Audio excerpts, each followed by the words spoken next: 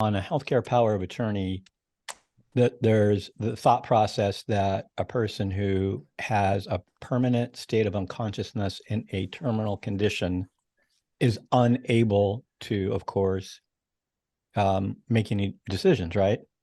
And so if and only if there is a healthcare agent appointed through a lawful power of attorney, then you've delegated that decision making.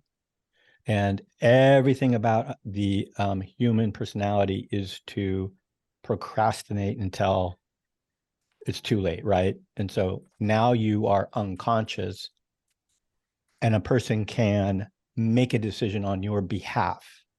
Now, however, the physicians are bound by law and bound by their oath to save lives, right? I mean, like they will, their mission, they are on autopilot. I mean, they're going to save a life until they can't do that anymore. And so when you withdraw nutrition or hydration, then in a way you're kind of you're speeding up the death process in a way. If they did receive nutrition and hydration, they could live, months or years. And so there's two documents. The advanced directive in Washington, the statute calls it directive to physician. The slang is living will, which I hate because it sounds like a last will and testament and a living trust, and it's neither. That causes a lot of confusion. Now, that has nothing to do with assisted suicide by a physician. And it's assisted suicide. I mean, just think about the title of the statute is a physician is not killing you. It's not like Kevorkian, I thought was, injecting you with a needle of poison. That's not what it is. You put the medication that will end your life in your mouth. So you have to have capacity and you cannot delegate that. You can't, the agent can't do it.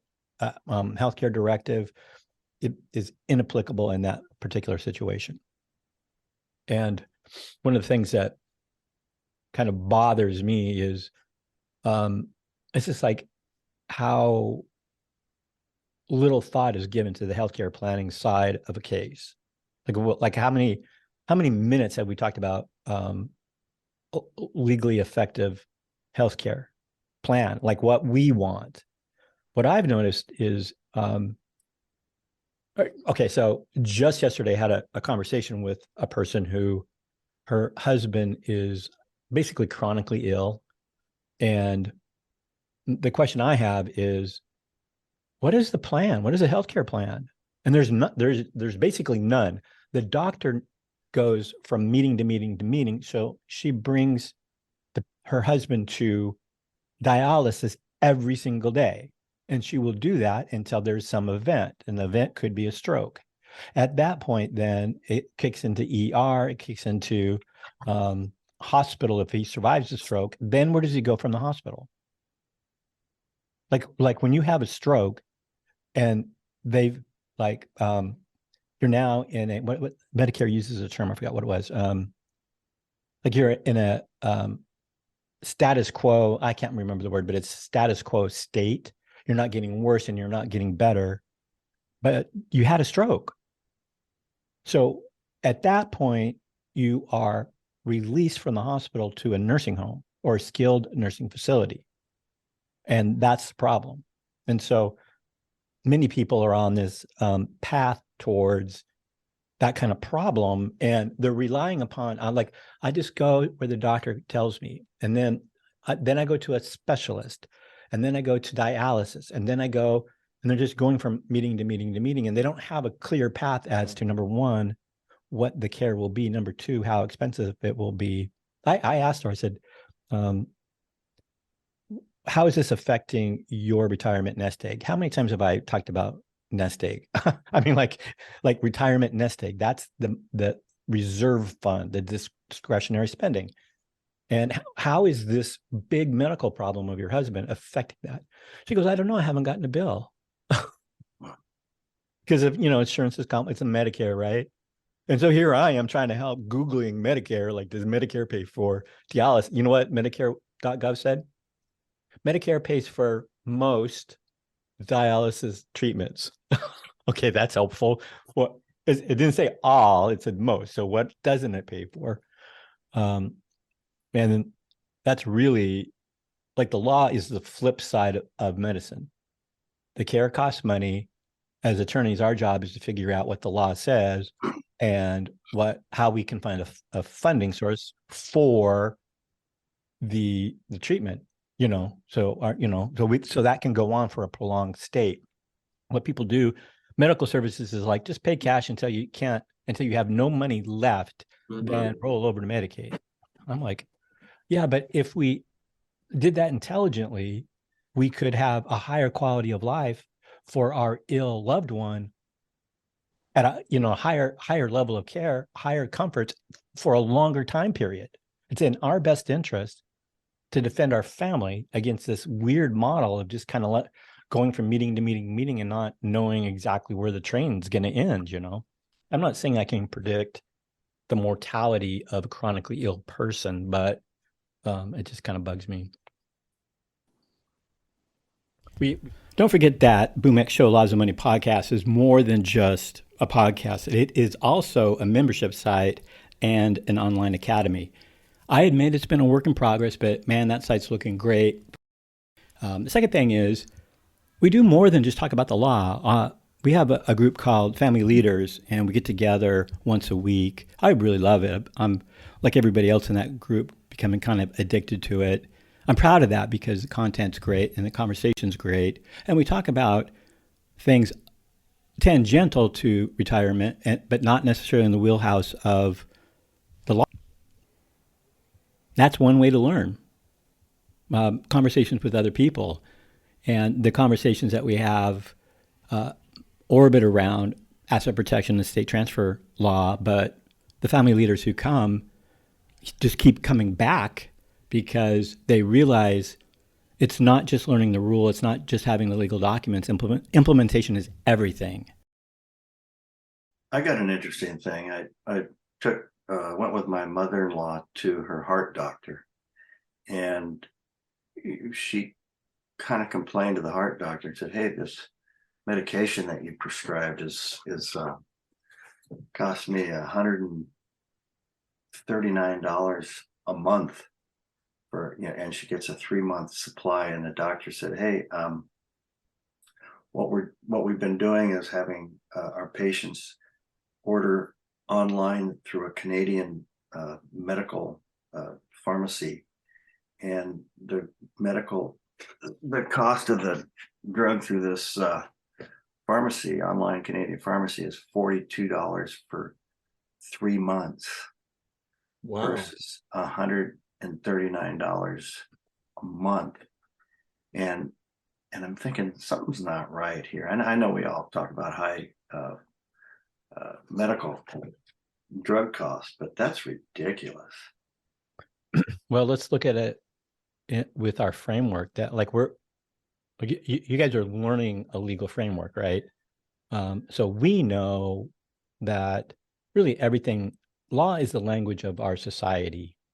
And when I think about Obamacare, I'm like, man, why is there so much resistance to Obamacare when really it's just Medicare for people under 65? It's not a radical concept. And why is there such coordinated, vociferous response to it? And the opponents said it has nothing to do with the profit of the medical services industry because the profits aren't that high. And I'm like, yeah, really? I mean, that's kind of hard to believe. Anecdotally, I don't know because I lived in the United States at the time and all I knew was how much my blood pressure medicine costs, right? I heard from people who were older and going through this that, oh my God, I'm paying $500 a month for pills. Now, if you have policy that become like a bill and then lobby and then policy that it's like factionalism. Corporations are a faction, a political faction. And back in the day, unions were the faction that was in opposition to corporations. So it was owner and worker. trying to get something through. And if you think about the Medicare Catastrophic Act during the Reagan administration, so Reagan, remember grandma eating dog food, those big hoopla about that in the 80s? There was like a commercial. Well, Reagan, of all people, whom I loved, I saw him speak, by the way, live in Portland, Oregon. And he is the first guy, well, he wasn't, let's give him credit. So Reagan was the first guy to try to enact anti-spousal impoverishment. So our spousal protection trust, 42 USC, is 100% about anti-spousal impoverishment. One of the things that Reagan tried to do was have minimum income and resource allowances for a spouse in a Medicaid case, which we have today. And there's all this wonderful stuff. The one thing that Reagan could not pull off is the pharmaceutical industry. Like he couldn't get over that hump. And so that's when the Part D donut hole originated, because even Reagan, who, crashed the Soviet Union and did all this stuff, he could not break pharmaceuticals. And so there was this problem. And the retirees, this is kind of how, like, retirement people can get worked up about unimportant things because they can't see the big picture. They made such a stink about that problem that the act was repealed a couple of years later. And like, we lost all that, like we stepped back another 10 years. Like one of the reasons income and resource allowances are so meager in law today is because seniors shot themselves in the foot bitching about pills, right? I mean, talk about throwing the baby out with the bathwater. And so that profit block affected law. Now, I can tell you it makes a difference because when I showed up for Puerto Rico, I got to get my blood pressure medicine. 3 months. I go to the checkout stand and she goes, okay, $9. And I'm like, $9?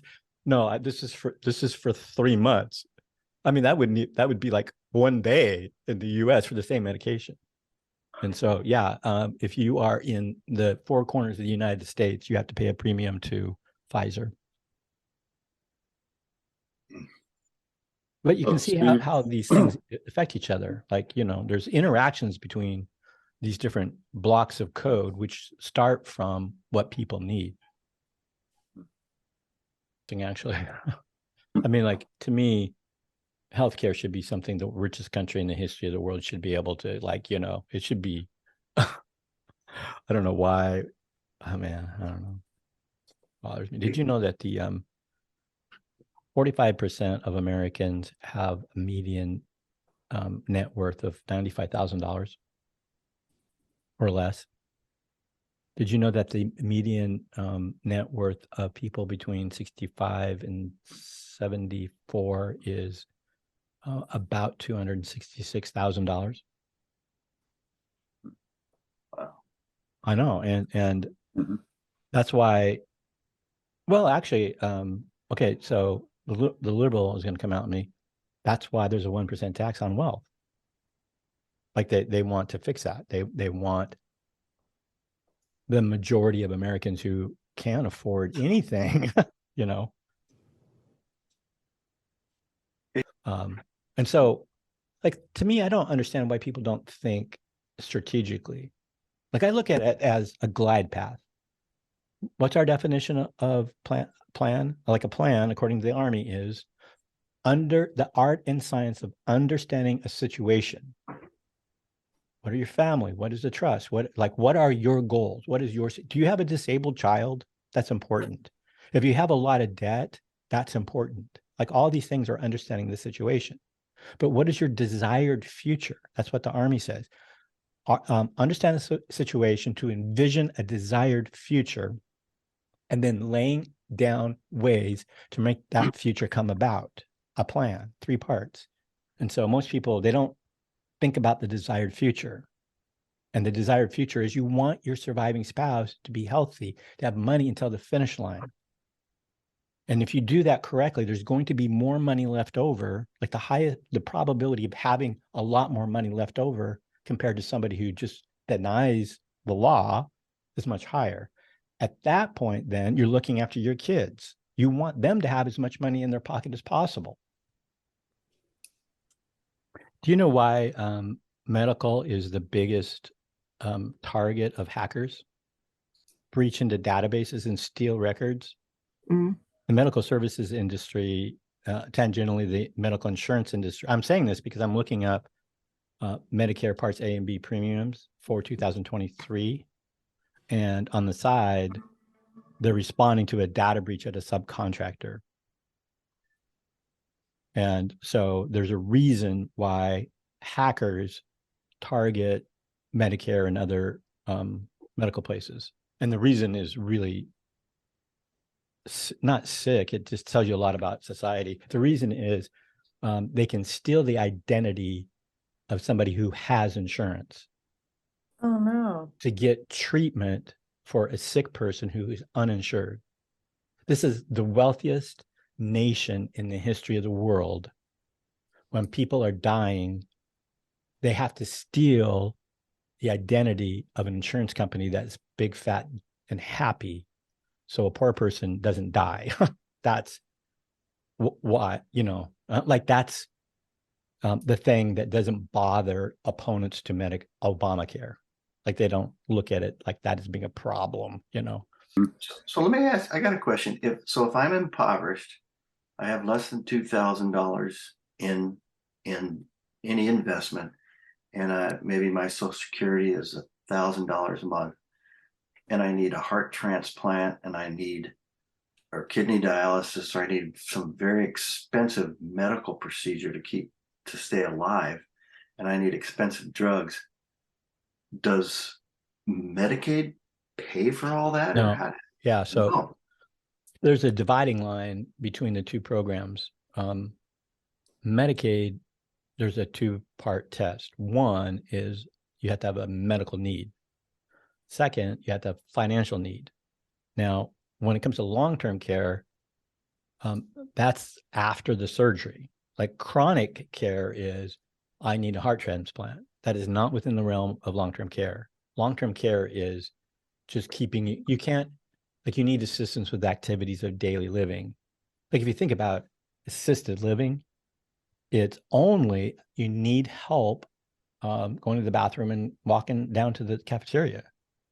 Now, if you think about the difference between home care and home health, the dividing line is skilled nursing.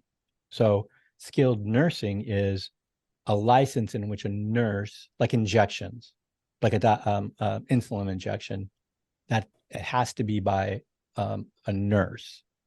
But there's no chronic care things under the umbrella of Medicaid. It's all under Medicare. A is hospital insurance and B is the chronic stuff. So you either have it or you don't, right? You cannot force a provider to take Medicare or Medicaid.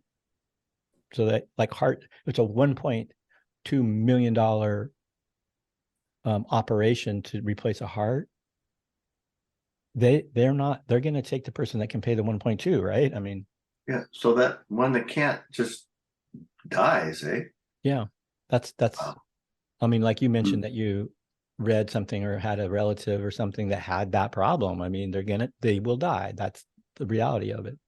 My daughter's friend who's 39. Yeah. Yeah, But 39. I mean, yeah. I'm